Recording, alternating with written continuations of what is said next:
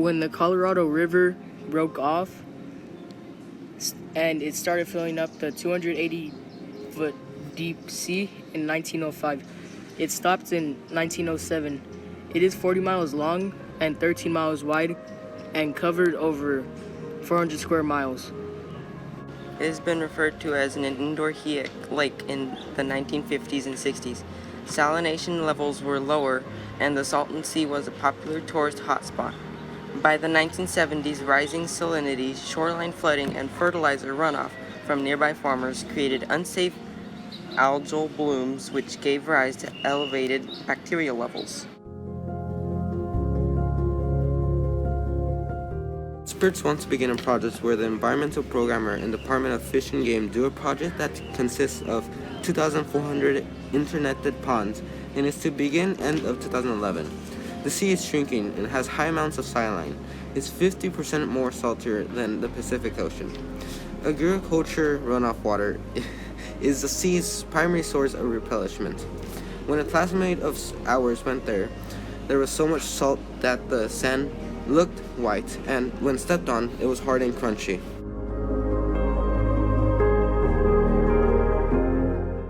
Time is running out to fix the Salton Sea because it is drying up. You still cannot swim in it. It has stopped being a tourist attraction.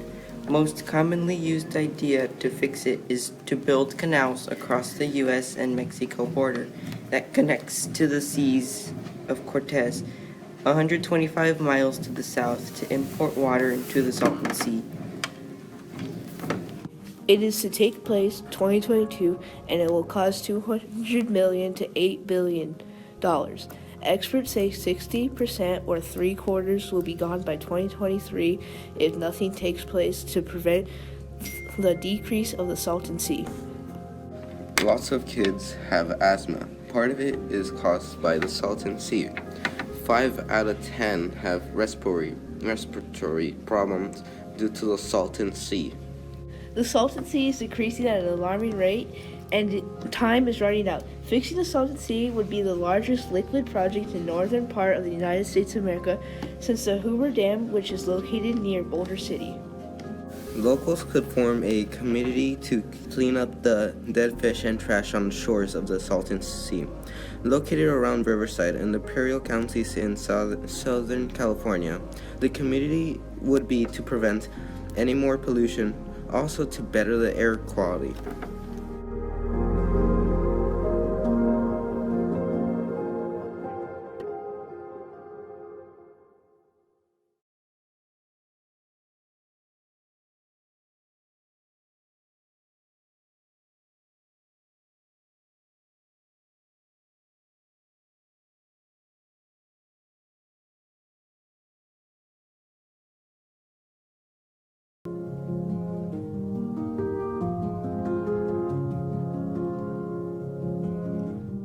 Salton Sea was created in 1905 when the Colorado River floodwater got an irrigation canal. The original name was Lake Coahuila after Native Americans lived there.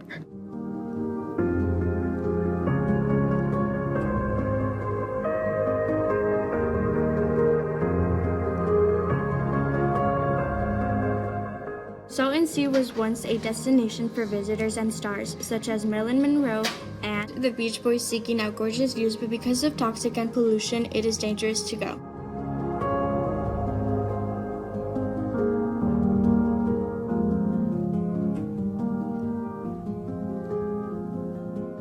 .5 million people would used to visit annually. Now the population is 261. Experts say that the Salton Sea will shrink 60% by 2030.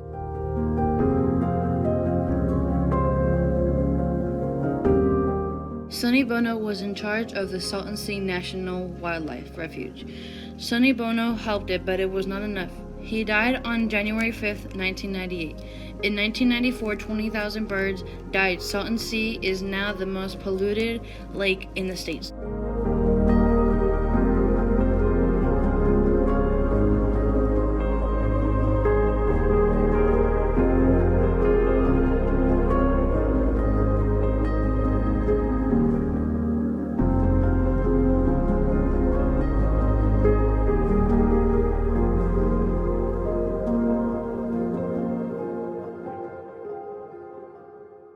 toxic due to when glyphosate breaks down. It releases phosphorus into the water, which results in the growth of toxic. People were dying due to the toxic air from the Salton Sea.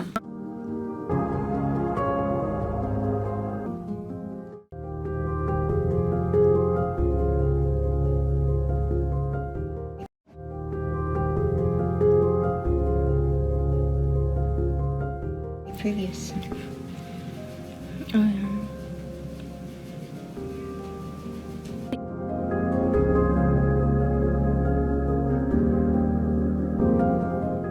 Salton Sea's elevation dropped more than 10 feet.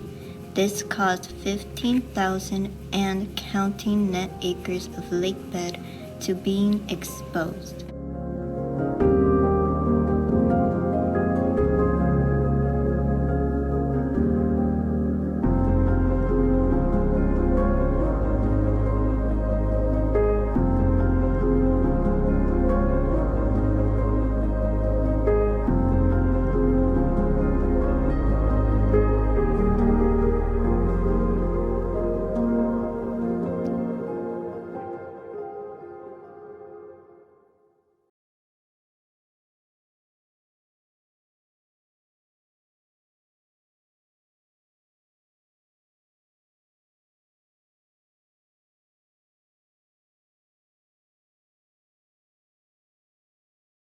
Hola, mi nombre es Lilia y hoy les hablaré sobre un lugar muy especial, Salton City.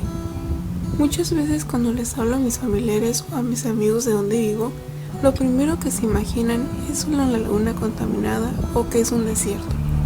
Y no les voy a mentir que yo también coincidía con lo que pensaba, ya que aquí solo era reconocido por una laguna que no se puede visitar por su gran toxicidad, o que era un lugar con poca población. Pero ahora que lo pienso, quizás no sea tan malo. Empecemos a hablar por sus bonitos atardeceres. A mí no me gusta mucho salir para afuera porque por las tardes siempre está haciendo mucho calor. Pero si sé que está por anochecer, salgo para afuera solo para ver el atardecer y esperar hasta que anochezca. Y sobre la laguna, quizás no se pueda hacer nada con ella, pero es bastante bonita de lejos. Y mucho más si está amaneciendo porque refleja muy bonito el sol contra el agua. Al igual que porque aquí es un lugar bastante solo y no hay muchas tiendas, me gusta vivir en un lugar sin tanto ruido y con tranquilidad, donde mi casa no esté pegada a otra y teniendo la tranquilidad de que mi gatito tiene mucho lugar para explorar. Y por último, pero no menos importante, las estrellas por la noche. Estas se pueden admirar por las noches gracias a que aquí no hay contaminación lumínica. Esta es producida por el exceso de luz artificial. Su resultado es la disminución de oscuridad natural de la noche que oculta progresivamente a la luz de las estrellas y otros astros. Les podría decir mucho más sobre Salton City, pero tienes que venir aquí para experimentar lo que te digo. Y a continuación, un pequeño video de cómo era Salton City en el año 1950. This is the story of the miracle sea in the desert, the Salton Sea. A sea in the desert with its wide sandy beaches, no tides or dangerous undercurrents, and with literally millions of fish ready for the taking. Todas las fotos que salen aquí, yo las he tomado. Estas son de algunos esqueletos de peces que vi.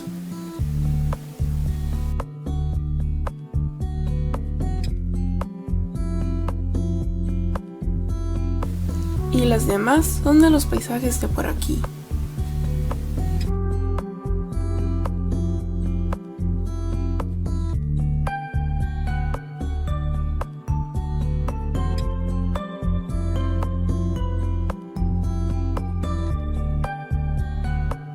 Y espero que les haya gustado mi documental.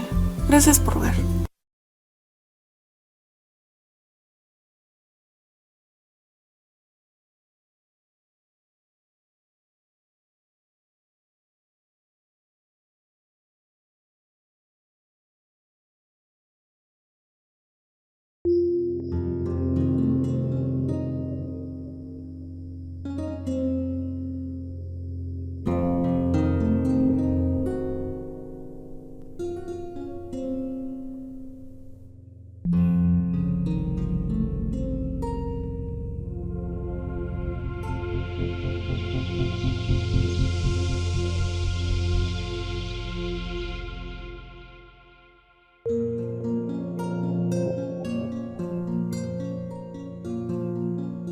Millions of years ago, the Imperial Valley was entirely underwater. The waters of the Pacific Ocean covered the entire area. With time, dirt, and sediments from the Grand Canyon were brought to the area by the Colorado River and created a natural dam, leaving the valley as a hot and dry desert, where the surface is below sea level. The Colorado River continued to flow here, sometimes flooding the valley and creating a lake. It is known as ancient Lake Coahuila. I have come here to explore the remnants of this great lake. The ancient lake filled and receded several times in the area called the Salton Sink. It is believed that the largest it's ever been was almost 4,000 square miles and over 300 feet deep.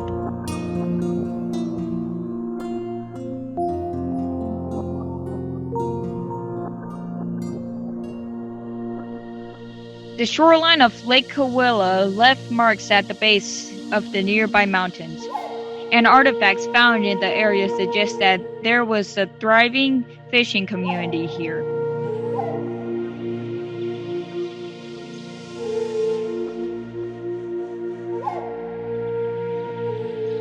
Shells, barnacles, and salt deposits have been found throughout the desert, showing that everything was underwater for long periods of time. The current Salton Sea was created in 1905 by an engineering mistake. Although it is much smaller than the ancient lake, it is an important stop for migrating birds. Communities like Salton City have been formed on its shores. It has been projected that the Salton Sea Lake will continue to shrink for thousands and thousands of acres per year. If nothing is done, then the salinity of the lake will rise and rise till life ceases to exist.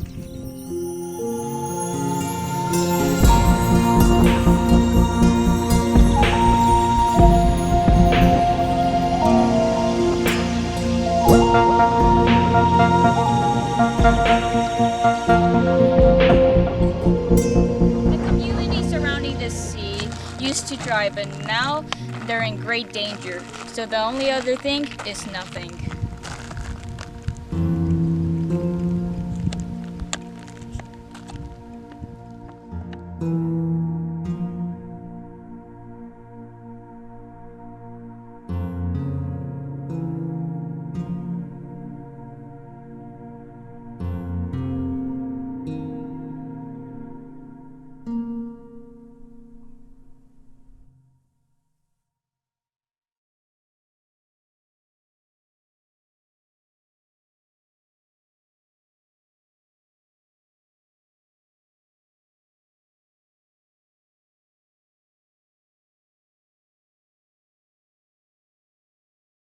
Hey Keely, long time no see. Hey Alejandra, long time no Salton Sea. Oh my gosh, I can't believe you just said that. Oh my gosh. Was waiting for that. It brings me back to when we did that project in art and social justice back in college. Yeah. With the Salton Sea. Got to bond over something that's like halfway between where we live.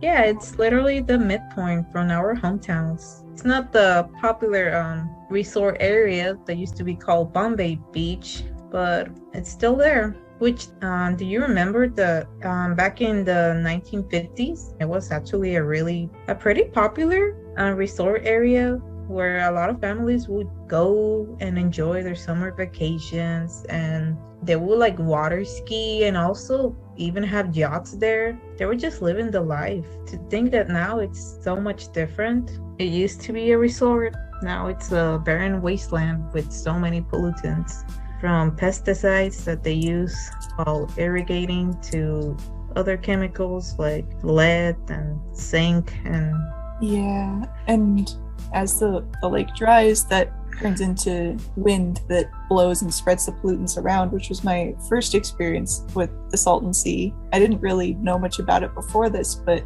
one day there was just this huge wave of fog in the valley, and it all smelled like rotten eggs. And it was hydrogen sulfide that had blown over from the Salton Sea. That sort of like jump-started why I wanted to like look more into it and research what was going on over there, because I just hadn't heard about it before then. Alejandra and I decided to like work on this in class, and we saw how the pollutants were all causing asthma. Yeah, I learned that the areas nearby the Salton Sea have higher rates of like people with asthma and cancer, and that with those preconditions has greatly affected people that have gotten COVID as well. And looking back at my childhood growing up in the Imperial Valley, I can really vouch for that, because I do remember being in elementary, and a lot of my classmates and kids in general, a lot of them had asthma. And I also remember we had this like flag system of whether it was a good like air quality day or not. So it'd be something like we would have a green, yellow, an orange, and a red flag. The green flag meant that it was a good air day. Everybody could be outside. If it was a yellow flag, it'd be something like the air quality wasn't that good, but not enough to like be like dangerous. If it was like an orange flag, it'd be like, okay, the air quality is a little bit more bad. Not enough for like people without asthma, but like people with asthma were greatly recommended to be indoors for the day. And if it was like a red flag, which I didn't see that often, it was mainly like orange flags, but I did see it maybe a couple of times growing up. A red flag pretty much meant the air quality was like at its worst level, and it was recommended for just everybody in general to stay indoors for the day. Not only does it affect asthma, but it also causes people to get a lot of allergies, and that is something I have personally went through.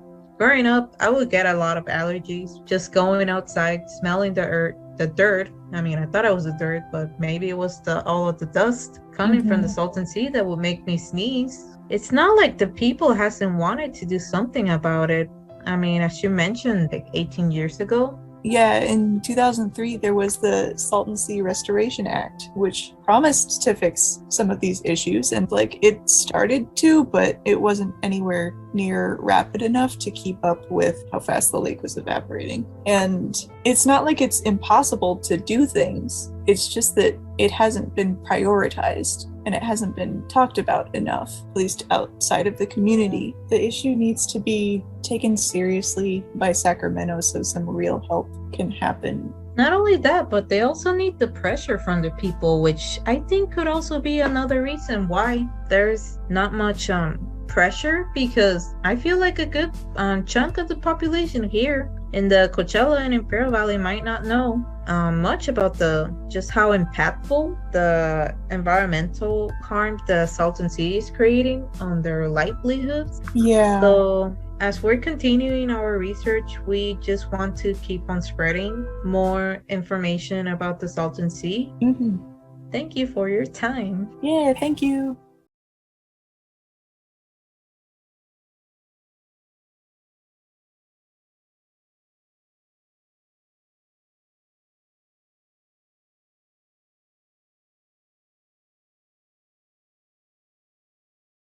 Discuss the ongoing crisis at the Salton Sea. Troubled waters, the Salton Sea project. The Salton Sea certainly has a long and troubled history in our valley. To help restore the Salton Sea environment. And the Salton Sea is California's largest lake, larger than Lake Tahoe. We talk about the Salton Sea today. We talk about millions of dollars in hopes of saving it. The struggling Salton Sea is a hot topic as the water dwindles, exposing lake bed and sending unhealthy dust into the air. The sea, created by an accidental flood in 1905, is shrinking. The huge lake in our backyard is getting smaller and saltier every day. The Salton Sea 4 years ago, like many who lived there watching the sea recede and die. Several projects have tried to restore the sea to its former glory, but many of them have stalled. Disaster sending children to the hospital has been an ecological disaster for decades. The lake is drying up, becoming a bigger health problem the longer it's neglected.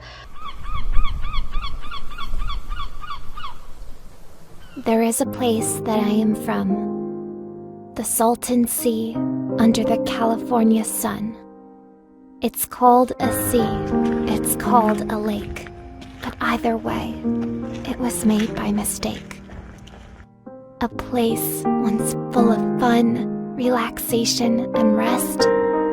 Why are we left with a sea full of death?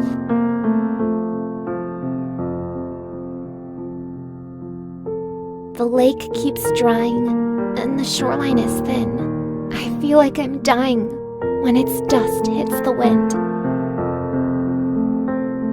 I cry for help. Am I alone? I can't breathe. Please, fix my home.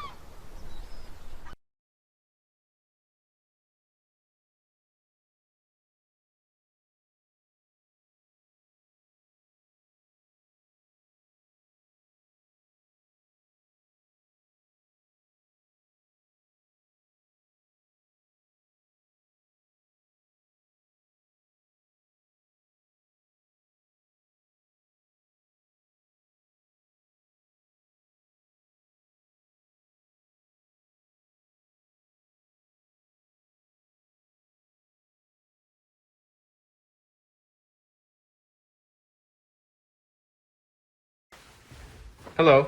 Hi. What does Salton Sea mean to you? The only body of water we have around here. Hello. Hey. What does the Salton Sea mean to you? Death. Hey, Anthony. What does the Salton Sea mean to you? The Salton Sea means pollution mainly. That's what I see from it. What does the Salton Sea mean to you? Corruption. Hey, what does the Salton Sea mean to you? I don't know anything about it. What does the Salton Sea mean to you? I don't think about it. What does the Salton Sea mean to you? Bad air quality. Oh, hi. Excuse me. Hi. What does the Salton Sea mean to you? I thought you were supposed to go. No, dale. The Salton Sea is it's just really unfortunate, especially because of all the effects and negative impact that it's having on people. Yeah, I would also have to agree with that viewpoint. I feel it's pretty tragic the way it is and the bad environment how it is. Thank you. What does the Salton Sea mean to you? I know it's one of the reasons people living in the Pearl Valley have respiratory problems. Thank you.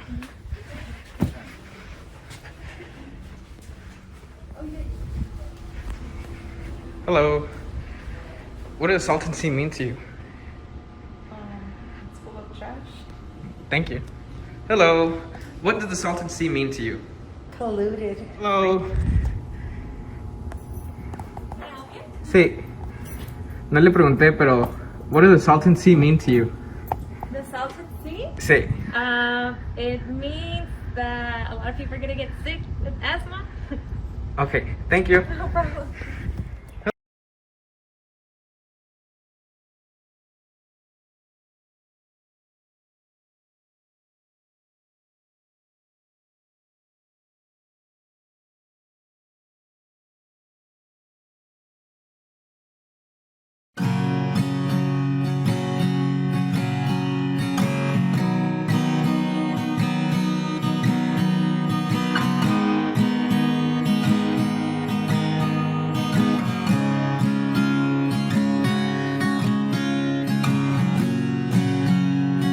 Just like the waves in the sea,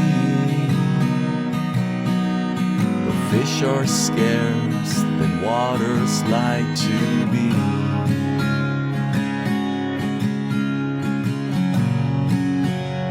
And long ago and beyond the land, your barnacle deep, but you know somewhere there's sand.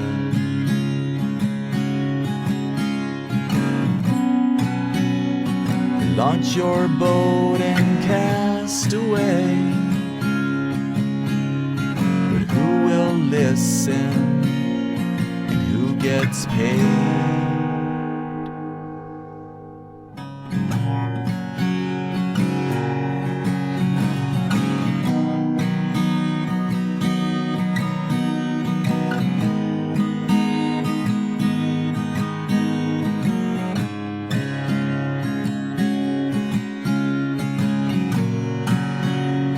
The town may talk through beer and drinks.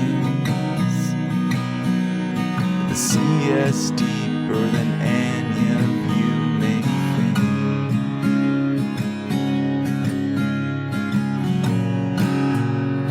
Somewhere in the muddy rivers flow someone ankle deep will soon know.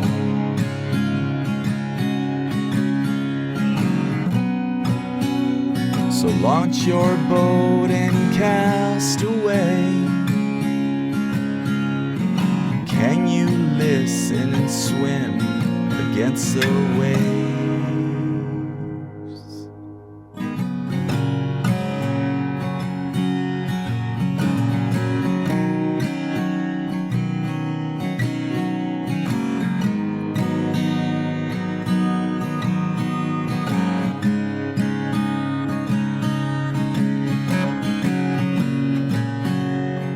Rocks they skip, but soon will float. Will mix with salt and words they wrote.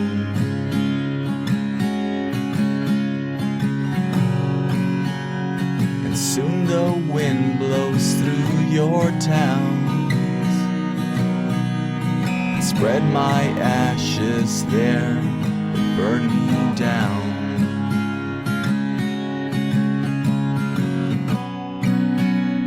Sun wishes sink into the sea. Will night cheer swallow imperial vow?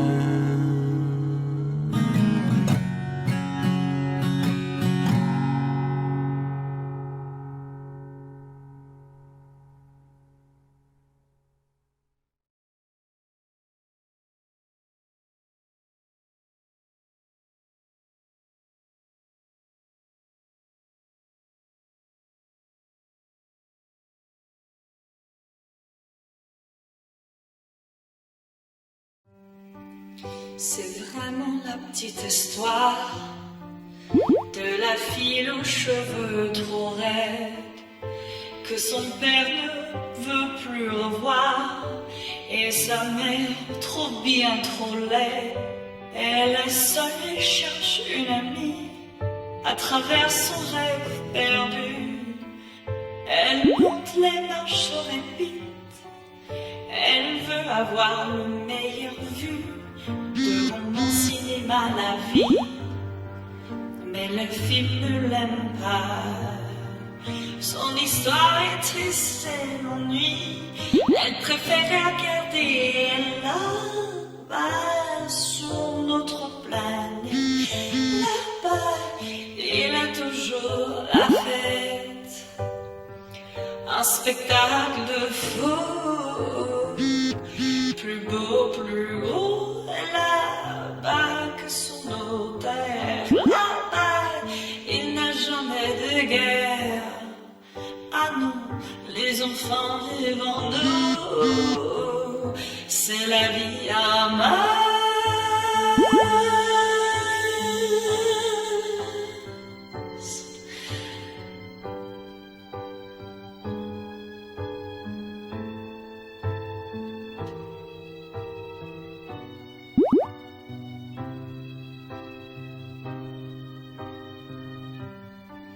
C'est toujours la petite histoire de la fille aux cheveux trop raides qui pleure et que voudra revoir sa poupée, son chien et sa mère.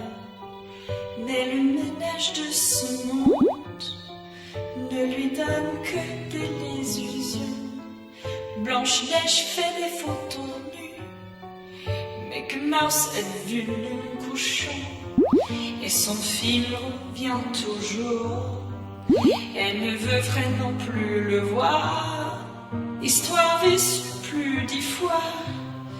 Et nous que descendons à la base sur notre planète. Là-bas, il a toujours la fête. Un spectacle de fou. Plus beau, plus grand, là-bas que sur notre terre, là-bas, il n'a jamais de guerre. Les enfants vivent nous, c'est la vie à mort.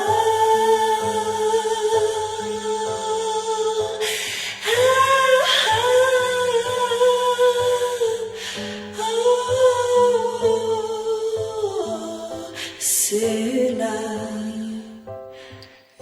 vie en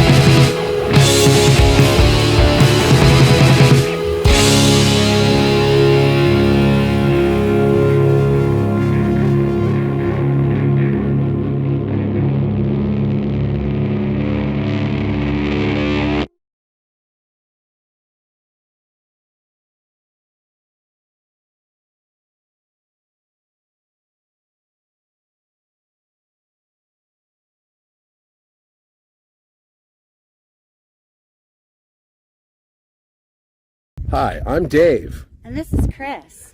And we want to save the Salton Sea.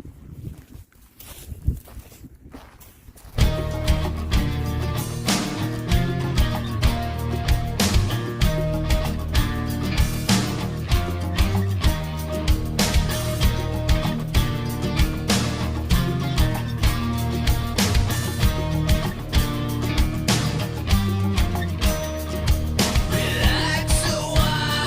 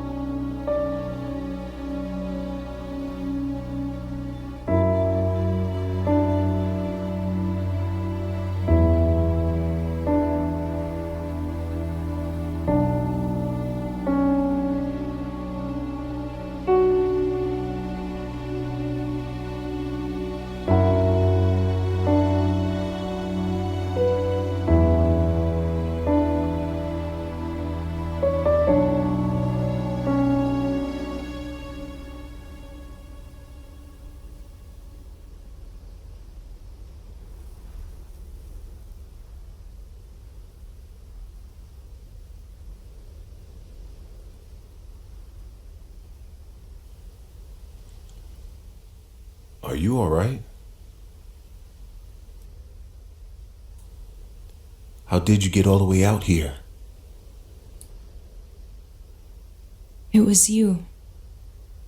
In my dream, it was you. In your dream? You rescued me, and you're here. Everything's so beautiful in slumber's vision. Dreams are the soul's true awakening.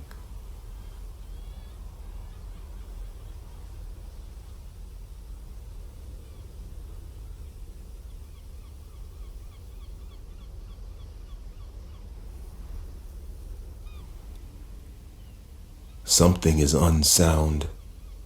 He doesn't make it. I don't understand. He doesn't return. In this dream, you don't return. But I'm right here.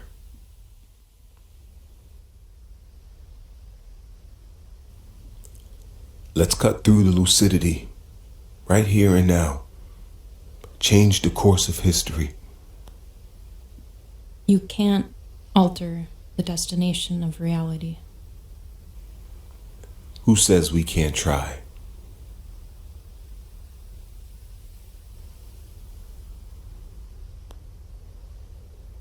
Stay in this. Stay with me, please.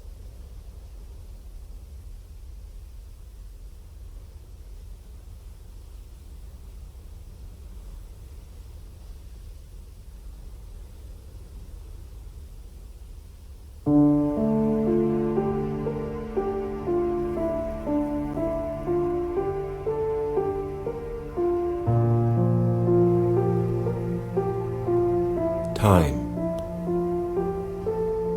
The course of time does not matter. The course of action and its trajectory. Yes, this is here and now. Us.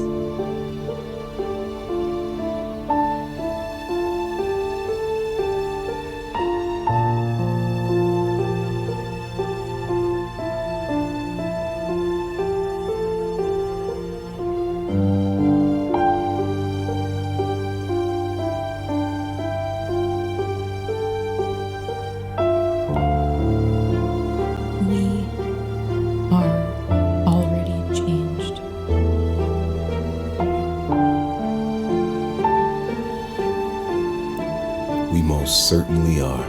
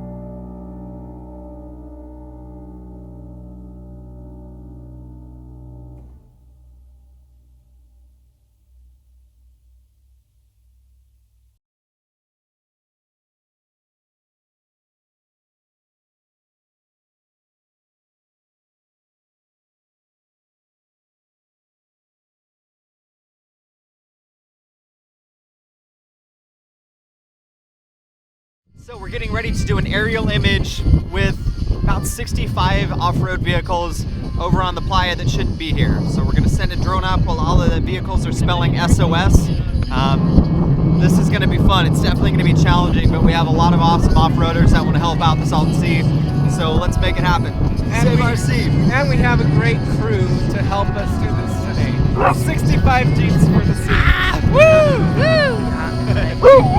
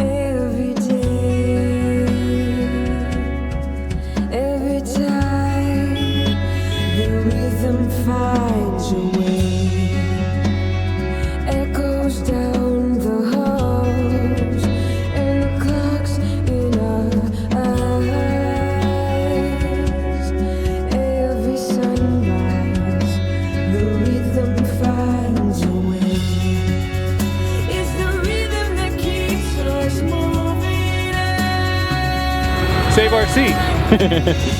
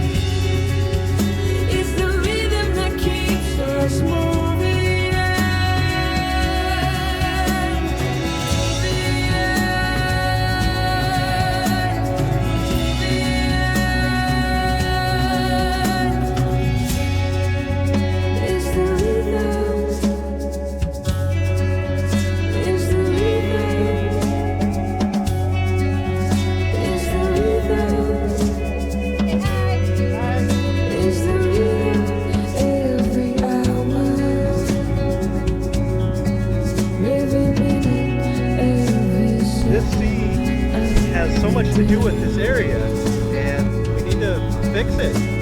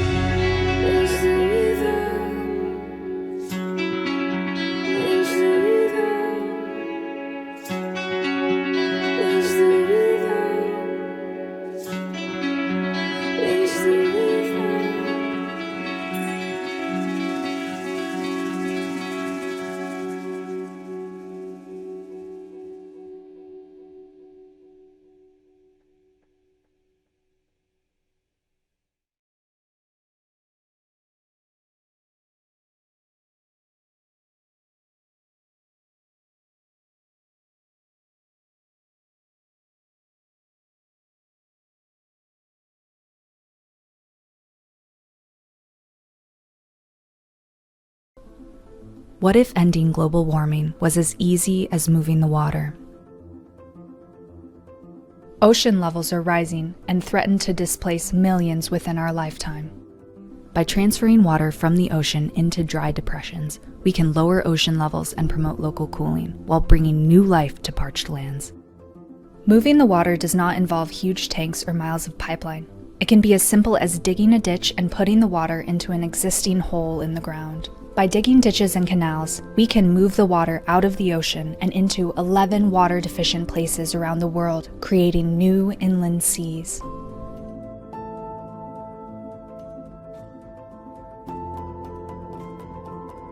These newly formed bodies of water will promote local cooling and invigorate nearly dead environments, bringing life to plants and wildlife.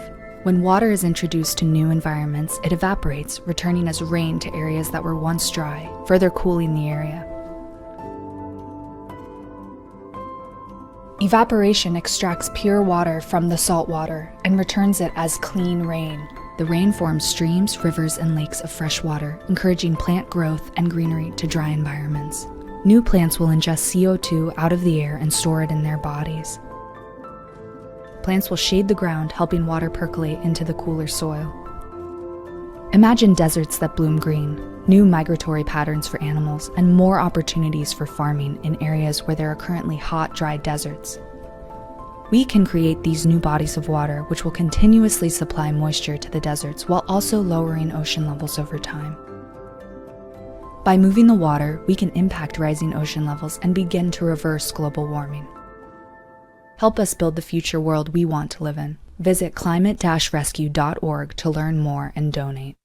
Proceeds will be allocated to spreading the message of the Move the Water campaign to everyone.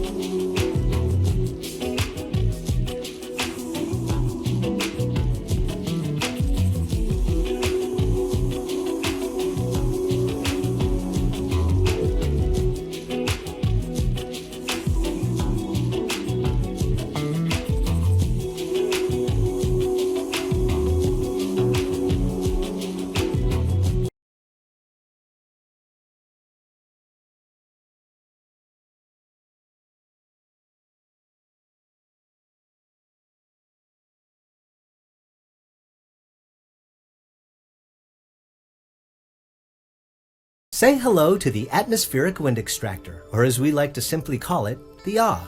The AH is the latest wind energy provider that is reliable, can be placed anywhere, and operates 24 hours a day, 7 days a week.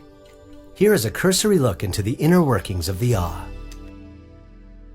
The wind capture panels are attached to the upper tower. Housed on the main rotating structure are the airflow amplification systems, which incorporates Venturi impulse force exhaust thrust. The wind capture panels accommodate wind force and reduce drag.